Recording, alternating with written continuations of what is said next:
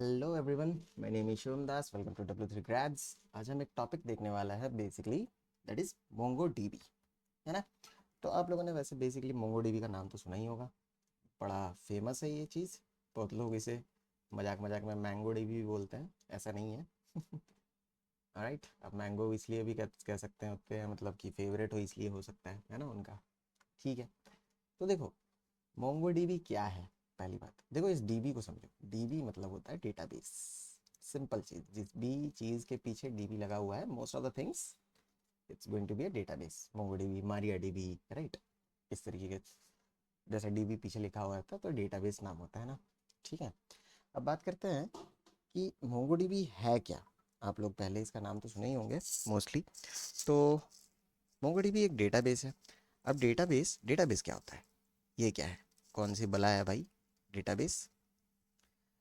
Database बोला जाता है डेटा का बेस, मतलब समझो कि डेटा वहाँ पे क्या होगा, स्टोर होगा। जैसे एयरबेस होता है, एयरबेस पे क्या होता है, एरोप्लेन्स होता है, राइट। तो वैसे ही डेटाबेस है, ये आर्मी बेस है, वहाँ पे आर्मी होंगे, मिलिट्री होंगे, राइट। तो डेटाबेस में डेटा स्टोर होगा।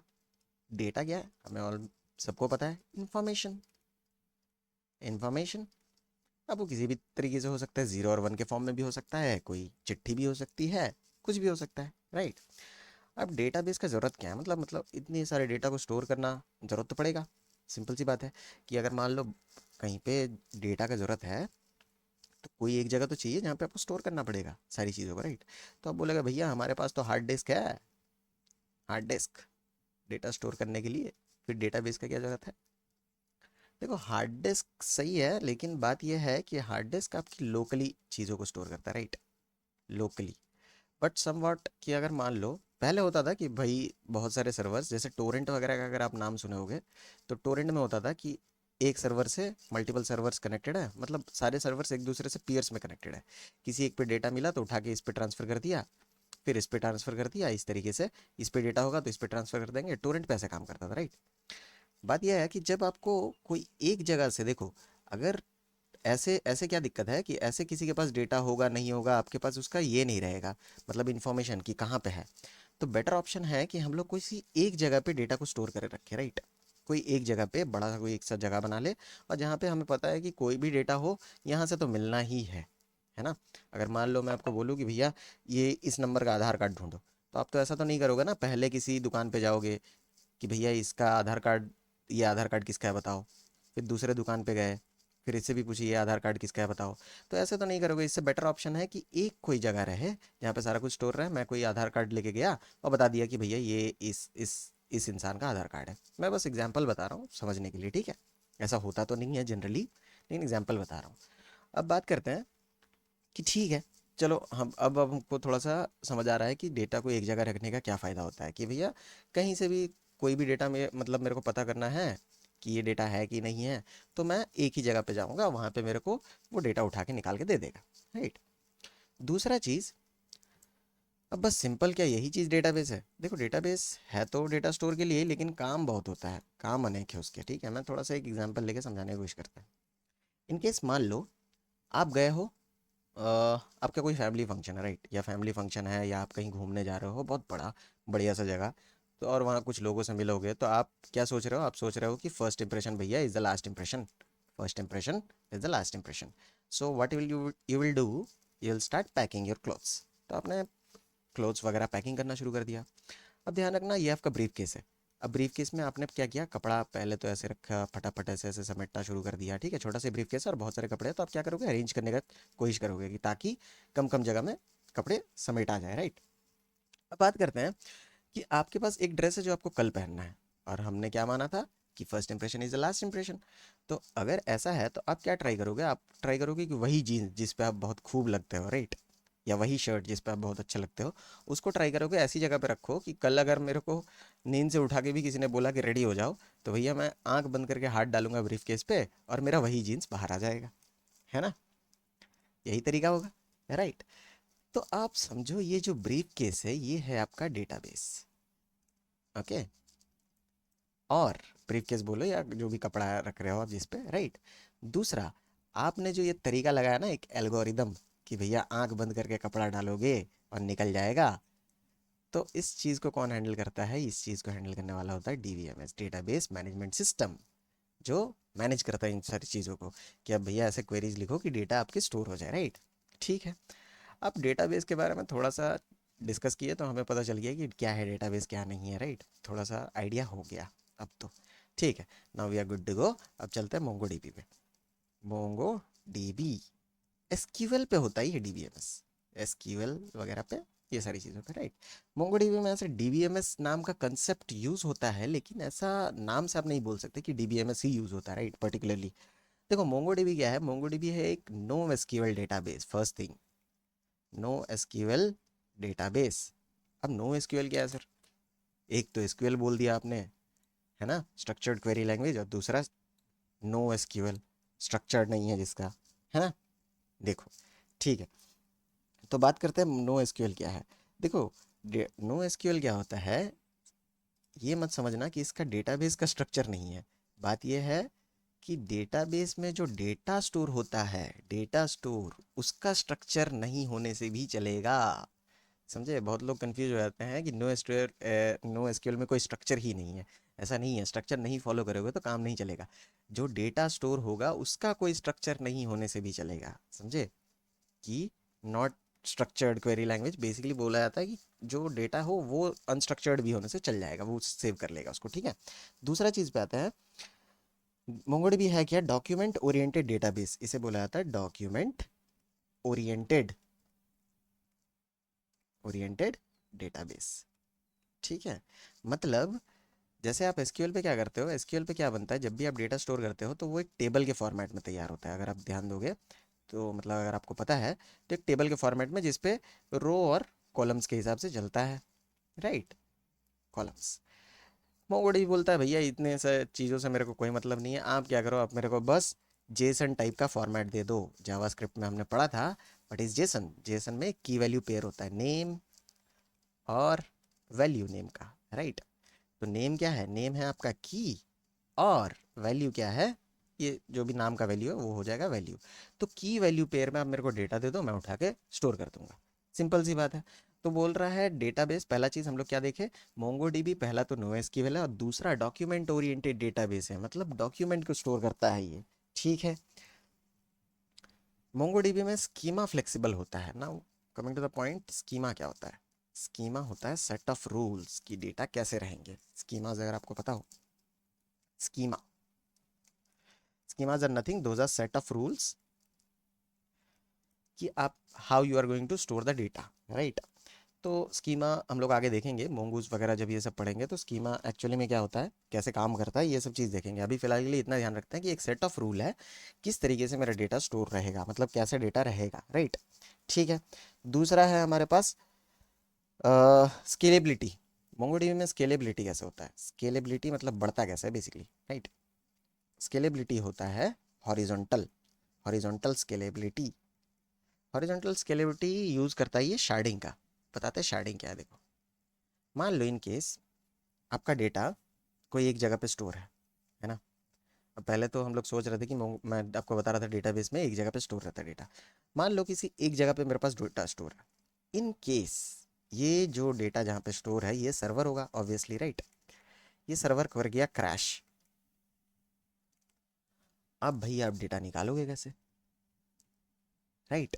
तो मोंगोडीबी क्या करता है, स्केलेबिलिटी का यूज करता है किस चीज के लिए? देखो, शार्डिंग में, शार्डिंग की मदद से देखो क्या करता है, ये दो तीन सर्वर्स बना लेता है। जब भी आप डेटा स्टोर करते हो कि ये दो तीन सर्वर्स बना लेता है, इस चीज़ को बोलते हैं शार्डिंग, मतलब storing multiple copies of data to different different servers. तो ये क्या करता है, हर एक डेटा का कॉपी बना के दूसरे दूसरे सर्वर्स पे रख देता है कि भैया अगर इन केस ये वाला सर्वर आपका क्रैश कर गया तो मेरा ये वाला सर्वर विल बी रनिंग, यहाँ से उठा लेंगे कोई दिक्कत नहीं। ये क्रैश कर गया, यहाँ से उठा लेंगे कोई दिक्कत नहीं। तो इस तरीके से काम करता है ये चीज़, ठीक है? तो ये वाला टॉपिक, ये शार्डिंग थोड़ा सा पूछा जाता है इंटरव्यूज़ पे, तो इस पे थोड़ा ध्यान दे देना। शार्डिंग बड़ा इंपॉर्टेंट टॉपिक है, समटाइम्स पूछा जाता है, और बड़ा मतलब उस टाइम अगर वर्ड याद ना रहे तो दिक्कत हो जाता है ना। ठीक है, चलो ये हमें समझ आ गया। बेस्ट किसके लिए है मोंगोडीबी? देखो, बेस्ट केसेस है मोंगोडीबी का बिग डेटा के साथ, बिग डेटा, और दूसरा दूसरा चीज़ है रियल टाइम डेटा के साथ। Real time data use cases मैं आपको बता देता हूँ। यूट्यूब वगैरह पे यूज़ होता है, यूट्यूब, है ना, मोस्टली ई कॉमर्स पे ज़्यादातर, ठीक है। हाँ, यूज़ नहीं होता है वो है बैंकिंग वगैरह की जगह पे, क्योंकि थोड़ा सा सिक्योरिटी पर्पस हाई चाहिए बैंकिंग पे, तो वहाँ पे एसक्यूएल वगैरह प्रेफर किया जाता है। ऑलराइट, ठीक है, यहाँ तक तो समझ आ गया, चलो कोई दिक्कत नहीं है। आगे बढ़ते हैं थोड़ा सा। अब बात करते हैं मोंगोडीबी इंस्टॉलेशन वगैरह ये सब चीज़ों का। देखो, मोंगोडीबी इंस्टॉल करना बड़ा आसान चीज़ है, कुछ नहीं करना है आपको, सिंपली जाके नेट पे मोंगोडीबी सर्च करना है, गए इस वेबसाइट पे, यहाँ पे क्लिक करना है। अभी फ़िलहाल के लिए मेरे पास इंस्टॉल्ड है तो मैं करूँगा नहीं, लेकिन मैं आपको दिखा दे रहा हूँ। पहले वाले वेबसाइट पे mongodb.com पे आ गया। जाना है आपको प्रोडक्ट्स पे, कम्युनिटी एडिशन पे, और सिंपली जाके आप डाउनलोड कम्युनिटी कर लोगे। ठीक है, डाउनलोड कम्युनिटी कर लिया आपने। यहाँ पे आपको मैक के लिए भी मिल जाएगा, अगर मैक यूज़ कर रहे हो तो ब्रियो वगैरह से आप इंस्टॉल कर सकते हो। यहाँ से आप पैकेज चेंज कर सकते हो, राइट, जो भी प्लेटफॉर्म है आप उस हिसाब से चेंज कर लेना।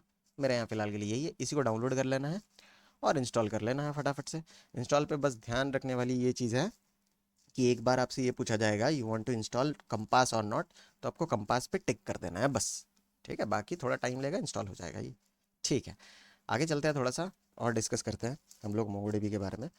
देखो, मोंगोडीबी में कुछ कंपोनेंट्स होते हैं, मोंगोडीबी कंपोनेंट्स।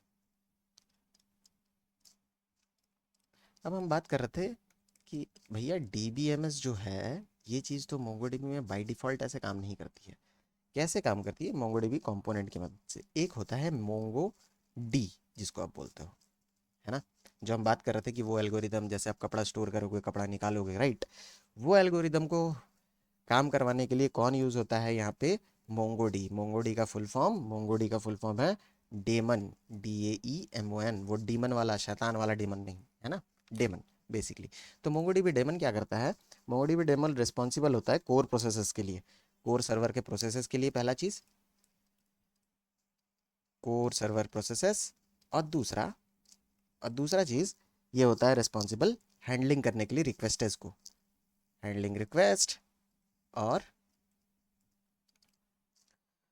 और मैनेज करना, स्टोर करना डेटा, ये सब चीज़ों को। तो बेसिकली इसी का काम होता है, सब कुछ एल्गोरिदम वगैरह जो भी आप डाल रहे हो वो सबको हैंडल करना, सब चीज़ डेमन हैंडल करता है, ठीक है। दूसरा है हमारे पास मोंगोडीबी शेल, मोंगो शेल बोलते हैं इसे कभी कभार, राइट। शेल का काम क्या है?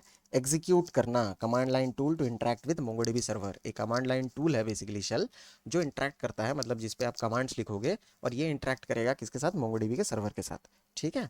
ठीक है, और तीसरा चीज़ है हमारा कंपास। कंपास एक GUI है, GUI, राइट, एक यूआई बेसिकली आप बोलोगे, जहाँ पे आप इंटरेक्ट करोगे और आप लिखोगे यूज़ करके उसको, राइट। कौन से क्या बोलते हैं आपको? Commands basically, right. तो फटाफट से आते हैं हम लोग, एक दो कमांड ट्राई करते हैं, उसके बाद देखते हैं क्या करते हैं, ठीक। चलो, एक सेकंड दे देना बस मेरे को।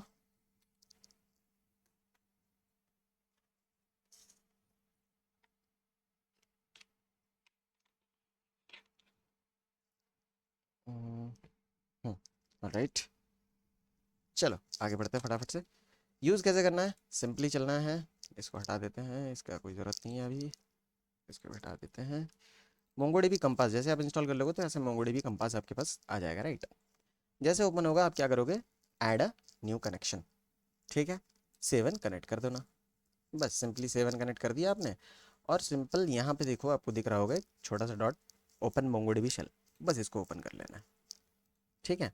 थोड़ा कमांड्स के बारे में हम लोग डिस्कस नहीं किया, चलो यहीं डिस्कस कर लेंगे। देखो, जैसे आप वहाँ पे क्रिएट, मतलब एम्प्लॉय वगैरह ये सब टेबल बनाने के लिए आप करते थे ना, एम्प्लॉय क्रिएट करने के लिए कमांड यूज़ करते थे बेसिकली। तो सिंपल चीज़, सेम चीज़ शेल जब एसक्यूएल पे करते थे, तो सेम चीज़ यहाँ पे भी हम लोग करेंगे। कहाँ पे करेंगे? मोंगोडीबी शेल पे। जब भी आपको इनिशियली, पहला कमांड है मेरे पास कि अगर इनिशियली आपको डेटाबेसेस चेक करने हैं कि भैया डेटाबेस है क्या मेरे पास पहले, तो आप सिंपली लिखोगे शो DBS इधर, या डेटाबेसेस भी लिख सकते हो आप, आपकी इच्छा। शॉर्ट फॉर्म है मेरा DBS, तो मैं DBS से जाऊँगा।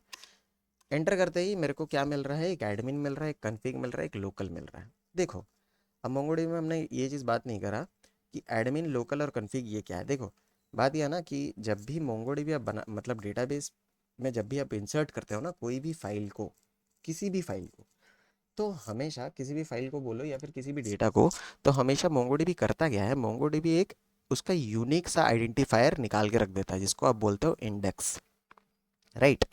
जैसे मान लो इनकेस आप कॉलेज पे एडमिशन ले रहे हो, स्कूल पे एडमिशन ले रहे हो, कहीं पे भी एडमिशन ले रहे हो, तो कॉलेज स्कूल्स भी ये करते हैं, क्या करते हैं कि एक आइडेंटिटी कार्ड निकाल देते हैं आपके, उसमें एक आईडी नंबर होता है, राइट। तो मोंगोडीबी भी बिग डेटा हैंडल करता है, तो ये क्या करता है कि भैया जब भी कोई नया सा आप कोई डेटा डाल रहे हो, इंसर्ट कर रहे हो, तो ये हमेशा एक आईडी डाल देता है, उसका नाम रहता है ऑब्जेक्ट आईडी। और ये ऑब्जेक्ट आईडी बनाने के लिए कुछ कुछ डेटाबेसेस वो यूज़ करता है, जिसको ये तीनों है, एडमिन, कॉन्फ़िग और लोकल, ये तीनों यूज़ करने के बाद ही वो बनाता है बेसिकली, राइट। तो इनको छेड़छाड़ नहीं करना है हमें, ठीक है। ठीक है, आगे बढ़ते हैं हम लोग। तो आगे बढ़ने के लिए क्या करना है, अभी मेरे को करना क्या है, मैं चाहता हूँ एक क्रिएट करना डेटाबेस, राइट। तो डेटाबेस कौन से नाम से क्रिएट करोगे, आपकी मर्जी है वो। डेटाबेस क्रिएट करें कैसे, तो देखो यहाँ सिंपल तरीका है, यहाँ पे क्रिएट वगैरह यूज़ नहीं करते हैं, यहाँ पे सीधा यूज़ करते हैं यूज़। ध्यान रखना, यूज़ वर्ड दोनों चीज़ के लिए यूज़ होता है, एक तो क्रिएट करना और दूसरा अगर पहले से बना हो तो उस पर स्विच कर जाना, ठीक है। अगर पहले से वो डेटाबेस प्रेजेंट हो तो उस पर स्विच कर जाएगा। तो यूज़ लिखोगे आप और दूसरा क्या लिखोगे, उसका नाम। तो मैं लिख देता हूँ यूज़ सपोज टेस्ट डीबी लिख दो, तो हमने लिख दिया टेस्ट डीबी, तो इसने टेस्ट डीबी नाम से एक डेटाबेस बना दिया, बहुत बढ़िया, ठीक है। अब आगे बढ़ते हैं, टेस्ट डीबी बनाने के बाद ही, एग्जैक्टली टेस्ट डीबी बनाने के बाद ही आप करोगे क्या, आप बनाओगे कलेक्शन, राइट। तो पहले हम चेक कर लेते हैं कि डेटाबेस दिख रहा है, तो मैं लिख के ट्राई करता हूँ। सो डीबीएस लिखा, मैंने एंटर किया जैसे ही, तो मेरे को डेटाबेस नहीं दिख रहा है, एडमिन, कॉन्फ़िग और लोकल दिख रहा है। हालांकि हमने डेटाबेस तो बना लिया है। तो देखो डेटाबेस तब तक आपको नहीं दिखेगा जब तक आप एक कलेक्शन ना बना लो उसके अंदर, ठीक है। अब कलेक्शन क्या है, कलेक्शन है टेबल का इक्विवेलेंट, जैसे एसक्यूएल में टेबल बनाते हो सेम चीज मोंगोडीबी में आप क्या बनाते हो, कलेक्शन। और कलेक्शन के अंदर ही रहता है क्या, डॉक्यूमेंट, जो जेसन फॉर्मेट में रहता है, समझ गए, ठीक है। अब इसके अंदर बनाना है आपको क्या, कलेक्शन। तो आप क्या करोगे, db डॉट क्रिएट कलेक्शन, और उसके अंदर सिंपली कोट्स में लिख दोगे उसका नाम। तो मैं फिलहाल के लिए कलेक्शन का नाम दे देता हूँ, जैसे आप टेबल का नाम दे देते हैं एम्प्लॉय, तो मैं यहाँ पे कलेक्शन का नाम देता हूँ फिलहाल के लिए एम्प्लॉय। एंटर कर दिया मैंने, बता रहा है ओके 1, ठीक है, बहुत बढ़िया, यहाँ तक तो काम हो गया हमारा। अब आगे बढ़ते हैं फटाफट। तो हमने एम्प्लॉय नाम का ये बना लिया, अब देखते हैं एक बार शो डीबीएस करके, आपने बोला था सर अब दिखेगा, तो देखो अब जैसे आपने दिखा करा, तो आपको दिख रहा होगा यहाँ पे टेस्ट डीबी लिखा हुआ आ रहा है, राइट, ठीक है। टेस्ट डीबी आ गया हमारे पास। अब हम चाहते हैं कि इस कलेक्शन पे, अभी फिलहाल के लिए इस कलेक्शन के अंदर कुछ है नहीं, इस टेबल के अंदर बेसिकली आप देखोगे, मैं कभी कभार टेबल इसलिए बोल रहा हूँ ताकि आप रिलेट कर पाओ चीज़ को, राइट। तो टेबल के अंदर या कलेक्शन के अंदर अभी फिलहाल के लिए कुछ है नहीं। अब मैं चाहता हूँ कि कुछ चीज़ बनाना है इसके अंदर, कोई चीज़ इंसर्ट करना है ना, इस कलेक्शन या टेबल के अंदर। तो करेंगे कैसे, तो मैं लिखूंगा सिंपली डीबी डॉट कलेक्शन का नाम, डीबी टारगेट कर रहा है आपका डेटाबेस को, जिस डेटाबेस पे आप हो, टेस्ट डीबी के अंदर हो तो डीबी, टेस्ट डीबी को टारगेट कर रहा है। और कलेक्शन का नाम, कलेक्शन का नाम हमने क्या दिया है, ईएमपी, राइट। तो मैं लिख दूंगा ईएमपी डॉट, कोई भी चीज़ आपको अंदर डालना है तो आप सिंपली लिखोगे इंसर्ट, इंसर्ट वन या इंसर्ट में नहीं, इंसर्ट भी सिंपली यूज किया जाता था पहले, लेकिन वो डेप्रिकेटेड है। इंसर्ट में ये फायदा होता था कि आप दोनों चीज़ें कर सकते हो उसमें, सिर्फ इंसर्ट लिख के एक भी इंसर्ट कर सकते हो, मल्टीपल भी कर सकते हो, ठीक है। तो उन्होंने बाद में हटा दिया, बोले ये बड़ा कन्फ्यूजन वाला चीज़ है। तो इंसर्ट वन करा हमने। अब उसके अंदर क्या बनाना है, एक जेसन फॉर्मेट बनाना है। तो ऑब्जेक्ट बना लिया हमने, फटाफट से लिख दिया नेम, नेम पे हम कुछ भी लिख देते हैं, सपोज राज लिख देते हैं, और हमने लिख दिया ईमेल, है ना। तो इसमें मैं लिख देता हूँ raj@gmail.com। अब ध्यान से देखोगे मैं दो ही चीज़ दे रहा हूँ, एक तो राज दे रहा हूँ और एक ईमेल दे रहा हूँ जो raj@gmail.com है, राइट। अब इसको एंटर करा मैंने, जैसे बता रहा है कि भैया एक्नॉलेज टू, हाँ ठीक है, सही हो गया। और इंसर्टेड आईडी ऑब्जेक्ट आईडी इतना। अब देखो ये क्या है, ऑब्जेक्ट आईडी अभी हम लोग डिस्कस कर रहे थे कि जब भी आप मोंगोडीबी पे कोई भी चीज़ डेटा ऐड करते हो तो वो हमेशा एक ऑब्जेक्ट आईडी जनरेट करके देता है, यूनिकनेस के लिए, राइट, कि उसको अलग रख पाए वो। तो अब अगर आपको मेरे को चेक करना है कि मेरे डेटाबेस में है क्या, तो आप लिखोगे क्या, सिंपल डीबी डॉट, वापस से एम्प्लॉय का नेम डॉट फाइंड, करोगे एंटर। जैसे एंटर करा आपने तो आपको दिख रहा है ऑब्जेक्ट आईडी, नेम राज है, ईमेल है raj@gmail.com। अब ये ऑब्जेक्ट आईडी क्या है, ऑब्जेक्ट आईडी का हमने डिस्कस किया था कि ये खुद से बना लेता है, ये इसको आपको देने का जरूरत नहीं है। अब इसको अगर चेंज करना हो तो वो आगे हम लोग देखेंगे कि इसको चेंज भी आप कर सकते हो अपने हिसाब से, राइट। मतलब अपने हिसाब से वो आप लिख को कोई एल्गोरिदम दोगे, उस हिसाब से वो आईडी बनाता जाएगा, ठीक है। चलो यहाँ तक तो क्लियर है। अब इंसर्ट एक तो कर दिया मैंने, अब मेरे को मल्टीपल करना है। मल्टीपल करने के लिए क्या करना है, तो देखो मल्टीपल करने के लिए कुछ नहीं करना है आपको, एरे लगाना है, एरे ऑफ ऑब्जेक्ट्स बनाना है सिंपली। तो आप करोगे क्या, वापस से लिखोगे dB dot emp dot insert many, ठीक है, बहुत बढ़िया। मेनी में आप करोगे क्या, फर्स्ट ऑफ ऑल आप एक एरे बना दोगे और उसके अंदर मल्टीपल ऑब्जेक्ट्स बनाते जाओगे इस तरीके से, एक ऑब्जेक्ट फिर दूसरा ऑब्जेक्ट, इस ऑब्जेक्ट के नाम, इस ऑब्जेक्ट के अंदर एक जना का कोई किसी का नाम वगैरह रहेगा, नाम डिटेल्स, इस ऑब्जेक्ट के अंदर किसी एक जना का रहेगा, ठीक है। तो मेरे पास फिलहाल कुछ कुछ डमी डेटा है, मैं उसको उठा के डाल देता हूँ। कहाँ है मेरा वो डमी डेटा, यहाँ पे है, इसको बाहर ही रखा था मैंने। चलो इसको उठाया और ये रहा सेल, इसके अंदर मैंने पेस्ट कर दिया। देख रहे हो इतना डमी डेटा है, कुछ नहीं किया। पहला इनिशियली आप देखोगे ध्यान से तो एक एरे है, उसके अंदर एक एक ऑब्जेक्ट है अलग अलग, राइट, जिसपे नेम है, एज है, सैलरी है, ईमेल है, राइट, ये सारी चीज़ें डमी डेटा है। करते हैं enter, acknowledge true, inserted IDs, इतना। अब अगर ध्यान से अगर मेरे को सारे डेटा देखना है तो क्या करोगे, वापस से db.emp.find, एंटर। जैसे फाइंड करोगे तो सारा डेटा आपको दिखेगा कि भैया इतने सारे डेटा है हमारे पास, दिख रहा है, बहुत बढ़िया। ऑलराइट, अब बात करते हैं कि मेरे को पर्टिकुलर किसी इंसान का डेटा चाहिए, राइट। सपोज पहले अभी फिलहाल के लिए देख लेता हूँ कौन कौन से डेटा है मेरे को चाहिए पर्टिकुलरली। अरो इसका रवि कुमार का डेटा, सपोज सिर्फ रवि कुमार का डेटा देखना है, तो आप क्या करोगे, तो देखो फाइंड मेथड करता क्या है, बाय डिफॉल्ट जो फाइंड मेथड है वो आपको सिर्फ सारा डेटा दे देगा, ठीक है। अगर इनकेस आपको पर्टिकुलरली, रवि क्या नाम था मैं भूल गया उसका, एक मिनट देख लेते हैं, रवि कुमार, राइट, हाँ। अगर इनकेस पर्टिकुलरली आपको रवि कुमार का डेटा चाहिए, है ना, तब करोगे क्या, आप इसके अंदर आओगे, एक ऑब्जेक्ट बनाओगे, ठीक है। ध्यान रखना फाइंड के अंदर जो पहला ऑब्जेक्ट होता है उसको बोलते हैं हम लोग क्वेरी पैरामीटर, ठीक है, या क्वेरी फिल्टर, ठीक है। तो आप इस पे लिख दोगे नेम, जिस इंसान का नेम क्या हो, Ravi space Kumar, case sensitive होता है मोंगोडी भी, थोड़ा ध्यान रखना, अगर रवि कुमार कैपिटल में ऐसे लिखा है तो ऐसे ही डालना है आपको। एंटर करोगे जैसे ही तो आपको आ जाएगा भैया अच्छा रवि कुमार का डेटा ये रहा, ठीक है। अब बात करते हैं, चलो ये तो ठीक है, मेरे को समझ आ गया कि फाइंड क्या कर रहा है, पहले तो इनिशियली सारा डेटा लेकर आ रहा है, फिर नेम को मैच कर रहा है, जिसका रवि कुमार नेम मैच हो रहा है वो आ जा रहा है बाहर, ठीक है। लेकिन पर्टिकुलरली अभी अगर मान लो मैं चाहता हूँ कि भैया मेरे को ना सिर्फ रवि कुमार का एज और सैलरी जानना है, बाकी ईमेल, नेम, आईडी ये सब नहीं देखना है। जिसका नाम रवि कुमार हो उसका एज और सैलरी बताओ, बाकी इतना सारा चीज़, इतना डिटेल्स नहीं दिखाना है मेरे को।